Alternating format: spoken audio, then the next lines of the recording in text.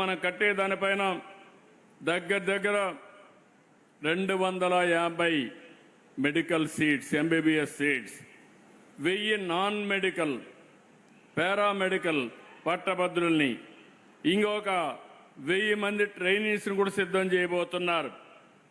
Nursing 150 మంది పిల్లలకి training ఇస్తారు. డెంటల్ 50, ఫిజియోథెరపీ 50, న్యూట్రిషన్ సైన్సెస్ 50, ఇలాంటివన్నీ చూస్తే ఒక 5000 మందికి పెట్టుకున్నారు. నేను వారిని లాస్ట్ టైం చెప్పింది నాకు జ్ఞాపకం ఉంది. స్కిల్ డెవలప్మెంట్ కింద పక్కనే వినుకొండ ల్యాండ్ ఉందన్నారు, కానీ దానికి కొన్ని సమస్యలు ఉందన్నారు. మీరు ఏం చేసుకుంటారో నాకు తెలియదు. మీరు ఇచ్చిన 1,00,000 మందికి ఆంధ్రప్రదేశ్ నుంచి వైద్య సేవలు అందించే సిబ్బందిని తయారు చేసే బాధ్యత మీది. దానికి ఏం కావాలో మీరు చేయండి, నేను సహకరిస్తా.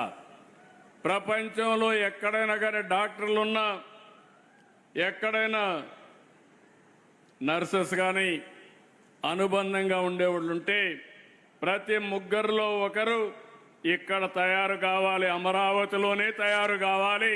మా పిల్లలు ఆ విధంగా కూడా ముందుకు పోవాల్సిన అవసరం ఉంది.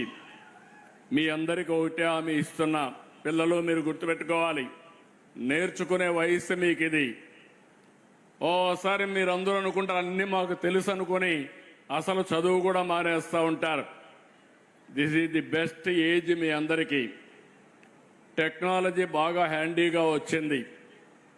అమరావతిలో క్వాంటమ్ వ్యాలీకి వెళ్తున్నాం. నేను ఫస్ట్ క్వాంటమ్ అంటే ఎవరికి అర్థం కాలేదు.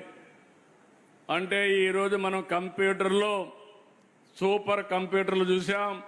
సూపర్ కంప్యూటర్లకి సూపర్ కంప్యూటింగ్ కెపాసిటీ ఉండేది క్వాంటమ్ అని చెప్పి కూడా నేను మీకు తెలియజేస్తున్నా. ప్రపంచంలో 5-6 ప్లేసుల్లోనే ఉన్నాయి, 5-6 కంట్రీస్లోనూ ఉన్నాయి. అలాంటిది ఇక్కడ రావాలని సంకల్పం చేశాం. IBM, TCS, L&T ముగ్గురు కలిసి ఇమ్మీడియట్గా వర్క్ కూడా స్టార్ట్ చేశారు. అమెరికాలో కంప్యూటర్ ఉంది, అది బయలుదేరి వస్తే డిసెంబర్ కంతా భారతదేశంలో మొట్టమొదటి క్వాంటమ్ కంప్యూటర్కి చిరునామాగా అమరావతి తయారవుతుంది. ఇది అయిన తర్వాత నేను ఒకసారి మాట్లాడితే చాలా మంది ముందుకు వచ్చారు. సార్ ఎక్కడి నుంచో మనం కంప్యూటర్లు తెప్పించడం ఏంటి, మేమే అమరావతిలో తయారు చేస్తామని వచ్చారు. నేను కూడా ఆశ్చర్యపోయాను. వచ్చిన తర్వాత ఇప్పుడు ఒక నమూనా తయారు చేశారు, 5 క్యూబిట్స్. మనకు వచ్చేది 153 క్యూబిట్స్ వస్తుంది. ఇప్పుడు 5 తయారు చేశారు. 5 తయారు చేసి 50 తయారు చేయడం స్కేలింగే. ఇప్పుడు దానికి కూడా సిద్ధమవుతున్నాం. 2 సంవత్సరాల్లో ప్రపంచానికి క్వాంటమ్ కంప్యూటర్లు మన అమరావతి నుంచి సరఫరా చేయబోతున్నాం. అది మన యొక్క తెలివితేటలు. ఇంకొక పక్క నేను గ్రీన్ హైడ్రోజన్ వ్యాలీ అన్నాను. ఈరోజు ప్రధానమంత్రి గారు కూడా ఒక పిలుపిచ్చారు. ఆ పిలుపు మీరు చూస్తే ఎక్కడో జియో పొలిటికల్ సిచ్యువేషన్, ఇరాన్లో యుద్ధం, ఇరాన్ అమెరికా యుద్ధం మన దేశంలో సమస్యలకు నిలయమైంది. వచ్చే గ్యాస్ వచ్చే పరిస్థితి లేదు, పెట్రోల్ సరఫరా లేదు, రేట్లు పెరుగుతున్నాయి, ఆర్థిక వ్యవస్థ అతలాకుతలం అయ్యే పరిస్థితి వచ్చింది. ఇప్పుడు మనందరం కూడా ఆలోచించుకోవాల్సింది, ఇలాంటి జియో పొలిటికల్ సిచ్యువేషన్స్ రాబోయే రోజుల్లో ఇంకా ఎక్కువ వస్తాయి. అయితే విదేశాలపైన ఆధారపడకుండా మనం సెల్ఫ్ రిలయన్స్ సాధించాల్సిన అవసరం ఉంది. దీనికోసం ప్రతి ఒక్క ఇల్లు కరెంట్ ఉత్పత్తి చేసుకోవాలి, ప్రతి ఒక్క పొలం కరెంట్ ఉత్పత్తి చేసుకోవాలి. ఒకప్పుడు సోలార్ అంటే ఎవరికి అర్థమయ్యేది కాదు. 15 సంవత్సరాల కంటే ముందు నేను ఒక మాట చెప్పాను, భవిష్యత్తులో సోలార్ రెవల్యూషన్ వస్తుంది, రెన్యూవల్ ఎనర్జీ వస్తుంది, ₹50 నుంచి ₹2 కరెంటు ఉత్పత్తి చేసే శక్తి మనకు వస్తుందంటే ఎవరు నమ్మలేదు. ఈరోజు నేను గర్వంగా చెప్పగలుగుతున్నా, ₹2.40కు 50 పైసలకి యూనిట్ కరెంట్ ఉత్పత్తి చేసే పరిస్థితికి వచ్చాం. మొట్టమొదటిసారిగా మీరు చూస్తే కరెంటు రేట్లు పెంచడం మానేసి కరెంటు రేట్లు తగ్గించే పరిస్థితికి వచ్చాం. గడచిన 5 సంవత్సరాలు 19-24 32,000 కోట్ల రూపాయలు పెంచారు. దగ్గర 9 సార్లు పెంచారు. నేను వస్తానే ఒకే మాట చెప్పాను, కరెంటు ఛార్జీలు పెంచనని చెప్పి కరెంటు ఛార్జీలు పెంచకుండా ఉన్న ప్రభుత్వం ఈ యొక్క ఎన్డీఏ ప్రభుత్వం అని చెప్పి కూడా నేను మీకు తెలియజేస్తున్నా. మీ దగ్గర నుంచి నాకు సహకారం కావాలి. ఎందుకంటే నేను 4,660 కోట్ల రూపాయలు ట్రూ అప్ ఛార్జెస్ అని అదనపు భారం వేసి అది కూడా ఈ ప్రభుత్వం అబ్జర్వ్ చేసి ఆ డబ్బులు కలెక్ట్ చేయకుండా చేశాం.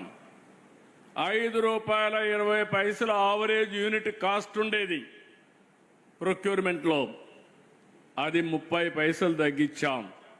₹4.90కి వచ్చాం. 5 ఏళ్లలో డిపార్ట్మెంట్కి ఒకటే టార్గెట్ ఇచ్చాను, ఇన్నోవేషన్. అదే మరి టెక్నాలజీ అడాప్షన్, గ్రీన్ ఎనర్జీ కానీ, అదే మరి ఇంకో పక్కన మీరు చూస్తే విండ్ కానీ, పంప్డ్ స్టోరేజ్ కానీ, బ్యాటరీ అన్నిటికి పోయి ₹30 కరెంటు ఛార్జీలు, మినిమం ₹20 2029కి యూనిట్ కాస్ట్ తగ్గించేదానికి శ్రీకారం చుట్టాం. ఇది అసాధ్యమంటే కాదు, ఇది సాధ్యం నిరూపించే సత్తా ఈ ప్రభుత్వానికి ఉందని మరొకసారి మీకు తెలియజేస్తున్నా. ఇలాంటివి అనేక విషయాల్లో మేము ముందుకు పోతున్నాం. ఇక్కడ మీకు ఒకటే కోరుతున్నా, ఈరోజు ఇక్కడికి వచ్చిన దాన్ని ప్రపంచం కూడా అనేక మార్పులు వస్తున్నాయి. ఈరోజు మీరు ఒకసారి చూస్తే కొన్ని దేశాలు ఏజింగ్ సమస్యలతో సతమతం అవుతా ఉంది. డాక్టర్ల కంటే నర్సెస్కి ఎక్కువ డిమాండ్ ఉంది. మీరు ఆ విషయం పిల్లలు గుర్తుపెట్టుకోవాలి. ఈరోజు డాక్టర్లు ఎంత సంపాదిస్తున్నారో భవిష్యత్తులో మా నర్సులు కూడా అంతే సంపాదించే రోజులు దగ్గరున్నాయి. దీనికి కావాల్సింది మీలో స్కిల్స్ ఉండాలి, సాఫ్ట్ స్కిల్స్ కూడా అవసరం. ఒక మనిషిని మెప్పించే గుణం భారతీయులకు ఎక్కువగా ఉంది. నేను అందుకే ఎప్పుడు చెప్తా ఉంటాను, ప్రపంచంలో చాలా దేశాలు ఉన్నాయి కానీ ప్రపంచం మొత్తం ఆమోదించే ఏకైక దేశం భారతదేశం. ప్రపంచంలో అందరూ మెచ్చుకునే దేశస్థులు భారతీయులు అని చెప్పి కూడా నేను మీకు తెలియజేస్తున్నా. ఇక్కడ ఇప్పుడే భాస్కర్రావు గారికి ఒక మాట చెప్పాను, మీరు ఇక్కడ స్కిల్తోనే వీళ్ళకి లాంగ్వేజ్ కూడా నేర్పించాలి. ఏ దేశంలో ఎక్కువ డిమాండ్ ఉందంటే ఇప్పుడు మనం చూశాను, జపాన్, జర్మనీ, అనేక దేశాల నుంచి అడుగుతున్నారు. ఒకప్పుడు వాళ్ళు ఎవరిని అలో చేసేవాళ్ళు కాదు, ఇప్పుడు వాళ్ళందరూ మన పైన ఆధారపడుతున్నారు. అలాంటప్పుడు మీరు ఆ భాష నేర్పిస్తే నేరుగా వీళ్ళు అక్కడికి పోతే ఆటోమేటిక్గా ఉద్యోగం రావడమే కాకుండా చాలా కంఫర్టబుల్గా ఉండే పరిస్థితి వస్తుంది. ఇది కూడా మీరు చేయాలని చెప్పి నేను మిమ్మల్ని కోరుతున్నా. ఇంకో పక్కన ఈరోజే నేను చూశాను, దృష్టి అనే పేరుతో ఏ ఆధార గ్లాసెస్ తయారు చేశారు.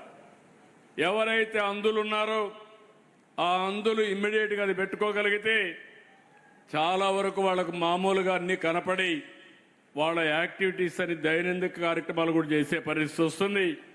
ఇది అవుతానే డెమాన్స్ట్రేట్ చేస్తాం. ఇప్పుడు ఇక్కడ గుర్తుపెట్టుకోవాల్సింది, మీరందరూ కూడా చాలా స్పష్టంగా రోజులు మారాయి, టెక్నాలజీ పెరిగింది. నేను కూడా దీనికి ఒక ప్రయత్నం చేస్తున్నా. ఆంధ్రప్రదేశ్ రాష్ట్రంలో మేము 20,000 కోట్ల రూపాయలు బడ్జెట్ ఖర్చు పెడుతున్నాం ఆరోగ్యం కోసం. దీనికోసం నేను ఆన్లైన్లో సంజీవిని ఒక ప్రాజెక్ట్ తీసుకొచ్చాను. రాష్ట్రంలో ఉండే ప్రతి ఒక్కరి హెల్త్ రికార్డ్స్ అన్నీ ఆన్లైన్లో ఉంటాయి. అక్కడి నుంచి అందరూ పనిచేసే సిబ్బంది కూడా ఆన్లైన్లో ఉంటారు. అక్కడి నుంచి ప్రతి ఒక్కరికి ప్రివెంటివ్ హెల్త్కి వెళ్తున్నాం. భాస్కర్ రావు గారిని కూడా ఒకటి కోరుతున్నా, మీ హాస్పిటల్లో మీ పేషెంట్ని మీరు ట్రీట్మెంట్ ఇచ్చి డబ్బులు వసూలు చేయడమే కాకుండా వాళ్ళకు ఆరోగ్యం పైన తీసుకోవాల్సిన జాగ్రత్తలు ప్రివెంటివ్ హెల్త్ గాని మీరు చేయగలిగితే that is the biggest contribution for the country. దానికి మీరు శ్రీకారం